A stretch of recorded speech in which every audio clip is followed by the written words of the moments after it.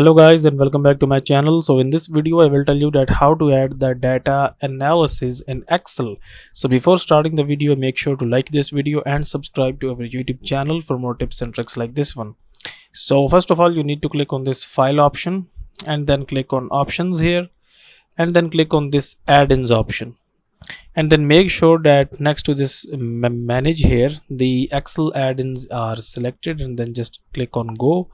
And now you have to select basically the analysis tool pack, and you can select this analysis tool pack VBA if you wanted to use macros as well. Okay, and then basically you will click on OK here, and then it will basically add the analysis in your basically Excel here.